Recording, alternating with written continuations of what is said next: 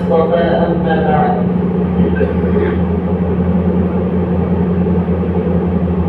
فقد قال الله تبارك وتعالى في القرآن المجيد والفرقان الحميد بعد أعوذ بالله من الشيطان الرجيم بسم الله الرحمن الرحيم والفجر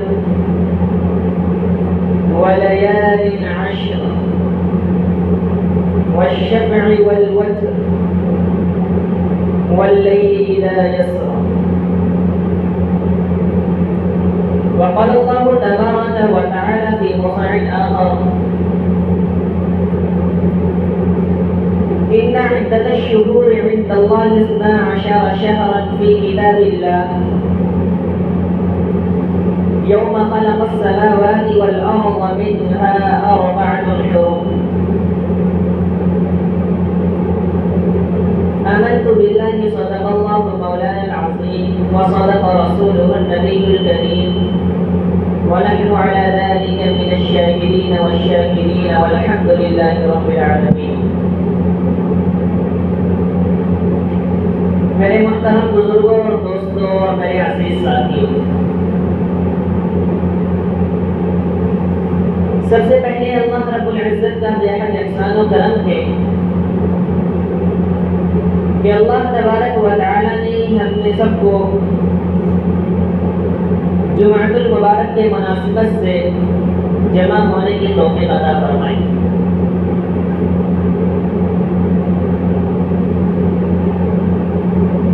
آج اسلامی تاریخ کے لحاظ سے آج کی تاریخ 27 ہے، آج 27 ذوالقعدہ ہے اور تقریباً 3 سے 4 دن کے بعد ہمارے اوپر ایک برکت والا اور ایک رحمت والا مہینہ سایہ فگن ہونے جا رہا ہے، یعنی کہ ذی الحجہ کا مہینہ. یوں تو مہینہ کے 30 دن اور سال کے 12 مہینے سب اللہ رب العزت کے ہی بنائے ہوئے ہیں اور سب کی تخلیق اللہ رب العزت نے ہی کی ہے، لیکن چند دنوں کو اور کچھ مہینوں کو اللہ رب العزت نے منتخب فرمایا ہے، جس کو اپنے لیے انتخاب فرمایا ہے، اور اس مہینے کے اندر اللہ رب العزت کی خاص رحمتیں نازل ہوتی ہیں. اللہ رب العزت کو یہ بات بخوبی معلوم تھی کہ انسان کو جب بنایا گیا ہے تو اس کے اندر خیر کا مادہ بھی ہے اور شر کا مادہ بھی ہے. انسان اچھائی کا کام بھی کرے گا اور انسان سے کچھ ایسے کام سرزد بھی ہوں گے جو کہ شریعت کی روشنی میں وہ گناہ والے کام ہوں گے. اللہ رب العزت کو یہ بات بخوبی معلوم تھی کہ انسان جب اس دنیا کے اندر جائے گا، ویسے تو اللہ رب العزت نے عالم برزخ میں ہی سب سے فرما دیا تھا کہ تمہیں کس لیے پیدا کیا گیا ہے. ہماری تخلیق کا مقصد اللہ رب العزت نے ہمیں پہلے ہی آگاہ کر دیا تھا اور بتلا دیا تھا، جس کا نقشہ اللہ رب العزت نے قرآن میں بھی کھینچا ہے، وَمَا خَلَقْتُ الْجِنَّ وَالْإِنسَ إِلَّا لِيَعْبُدُونَ، کہ ہم نے انسان اور جنات کو صرف اور صرف اپنی عبادت کے لیے پیدا کیا ہے. لیکن اللہ رب العزت نے انسان کے اندر دونوں مادہ رکھا، کیونکہ اگر صرف عبادت ہی مقصود ہوتی تو فرشتے اس کے لیے پہلے ہی سے موجود تھے. فرشتوں کا کام ہی یہی تھا کہ صرف اور صرف اللہ کی عبادت کریں، اللہ کے خلاف کبھی نہ جائیں. اسی وجہ سے اللہ رب العزت نے جب انسان کی تخلیق کا مقصد فرشتوں کے سامنے بیان کیا تو فرشتوں نے فرمایا اے اللہ رب العزت، آپ دنیا کے اندر ایک ایسی مخلوق کو لانے والے ہیں جو زمین میں جا کر کے فساد مچائیں گے، زمین کے اندر جا کر کے بگاڑ پیدا کریں گے۔ اگر آپ کو صرف اپنی عبادت ہی مقصود ہے تو ہم کافی ہی ہیں، ہم تو 24 گھنٹے صرف آپ کی عبادت ہی کرتے ہیں۔ تو اللہ رب العزت نے فرمایا کہ جس کو میں جانتا ہوں اس کو تم لوگ نہیں جانتے، انی اعلم ما لا تعلمون، جس کو میں جانتا ہوں کہ کس وجہ سے میں پیدا کر رہا ہوں اس کو تم لوگ نہیں جانتے۔ تو اللہ رب العزت نے جب انسان کو بنایا تو اس کے اندر خیر کا مادہ بھی رکھا، شر کا مادہ بھی رکھا۔ اللہ رب العزت کو یہ بات معلوم ہے کہ انسان اچھائی کا کام بھی کرے گا اور انسان کے ذمے سے کچھ ایسے کام سرزد بھی ہوں گے جو گناہ والے کام ہوں گے اور شریعت کی روشنی میں غلط کام ہوں گے۔ اس لیے اللہ رب العزت بار بار اپنے بندوں کو اپنی طرف لانے کے لیے اور اپنی طرف متوجہ کرنے کے لیے کچھ وقت کو، کچھ دنوں کو اور کچھ مہینوں کو اپنے لیے خاص کر لیتے ہیں، اور اس مہینوں کے اندر اور ان دنوں کے اندر اپنی رحمتیں خاص نازل فرماتے ہیں تاکہ وہ بندے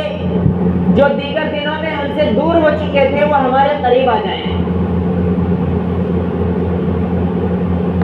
اللہ رب العزت نے انسان کو جب بنایا تو انسان کے اندر تمام کی تمام ضروریات بھی رکھی کہ انسان جب دنیا کے اندر جائے گا اور دنیاوی کاروبار میں مشغول ہوگا، تجارت، زراعت، کاشتکاری، کھیتی باڑی اور دیگر کاموں میں مصروف ہوگا، بیوی بچوں کے ساتھ مشغول ہوگا، تو انسان اپنے مقصد تخلیق سے غافل ہو جائے گا۔ انسان کے ذہن و دماغ سے یہ بات نکلنے لگے گی کہ اس کو کس لیے پیدا کیا گیا ہے۔ اسی لیے اللہ رب العزت چند دنوں کے بعد ہی، کبھی ایک دن، کبھی پورے ہفتے یا کبھی پورے مہینے، کبھی 10 دن اپنی رحمتوں والے دن منتخب فرماتے ہیں تاکہ میرے بندے اس میں میرے قریب آ جائیں۔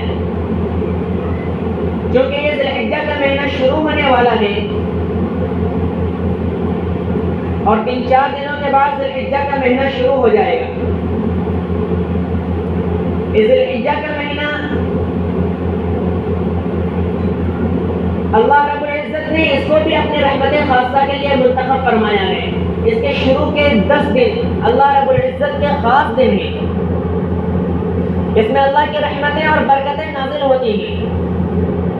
کسی خاص دن اور کسی خاص مہینے کے بارے میں اللہ رب العزت نے قرآن میں نہیں فرمایا اور خاص کر کے قسم کے ذریعے سے اس کو مؤکد نہیں کیا، لیکن ذی الحجہ کا مہینہ اور اس کے ابتدائی 10 دن ایسے ہیں اور اتنی اہمیت اور فضیلت والے ہیں کہ اللہ رب العزت نے نہ صرف اس کو قرآن میں بیان کیا بلکہ اس کو قسم کھانے کے ساتھ بیان کیا۔ چنانچہ اللہ رب العزت نے فرمایا والفجر، قسم ہے فجر کے وقت کی۔ اللہ رب العزت قسم کھا کر کے فرما رہے ہیں۔ اگر اللہ رب العزت ویسے ہی یعنی بغیر کسی قسم کے بھی کوئی بات کہہ دے اور کوئی حکم نازل فرما دے تو وہ انسان کے لیے فرض کے درجے میں ہو جاتا ہے۔ اللہ رب العزت کے ذمے یہ نہیں ہے کہ ہم نے اس حکم کو سرسری نظر سے بیان کیا یا ہم نے اس حکم کو خاص طور پر سے بیان کیا۔ حکم بیان کر دیا گیا، انسان کے اوپر اس کا فریضہ عائد ہو گیا، انسان کرے گا تو ٹھیک، نہ کرے گا تو قیامت کے دن اس کی قدر ہوگی۔ لیکن اللہ رب العزت نے ذی الحجہ کے 10 دنوں کے بارے میں قسم کھا کر فرمایا ہے اور اس کی اہمیت کو اجاگر کیا ہے کہ یہ دن کتنے اہم ہیں۔ اللہ رب العزت فرما رہے ہیں والفجر، قسم ہے فجر کے وقت کی۔ ویسے ایک بات میں یہاں پر اور بتاتا چلوں کہ اللہ رب العزت یہاں پر ایسی چیز کی قسم کھا رہے ہیں جو بے جان ہے۔ فجر کا وقت اور صبح صادق کا وقت یہ بے جان وقت ہے، اور اللہ رب العزت اس کو قسم کے ساتھ مؤکد کر رہے ہیں۔ تو یہاں پر فجر کے وقت کی اہمیت بھی سامنے آتی ہے کہ فجر کا وقت بھی کتنا اہم ہے انسانوں کے لیے۔ صبح صادق کے وقت اللہ کا رحمت خاصہ اور اللہ تبارک و تعالیٰ سمائے دنیا پر نزول فرماتے ہیں اور انسانوں کی ہر مرادیں پوری کی جاتی ہیں، تو اللہ رب العزت یہاں پر فجر کے وقت کی قسمیں کھا رہے ہیں۔ ویسے اللہ رب العزت نے ہمارے ذمہ جو قسم عائد کیا ہے اور انسانوں کے لیے جس قسم کو بنایا ہے وہ صرف اور صرف اتنا تک بنایا گیا ہے کہ تم لوگ صرف اور صرف اللہ کی قسم کھاؤ، اللہ کے علاوہ کسی کی قسم نہ کھاؤ۔ اللہ کی قسم، اللہ کے علاوہ کی قسم کھانا انسان کے لیے جائز ہی نہیں ہے، حتیٰ کہ علماء کرام علیہ الرحمہ یہاں تک فرماتے ہیں کہ جتنے جھوٹی قسم کے گناہ ہیں نا، اگر اللہ کے علاوہ کی قسم سچی بھی کھائی جائے تو اس سے زیادہ گناہ ہے۔ حتیٰ کہ بعض علماء کرام یہاں تک فرماتے ہیں کہ غیر اللہ کی قسم کھانا،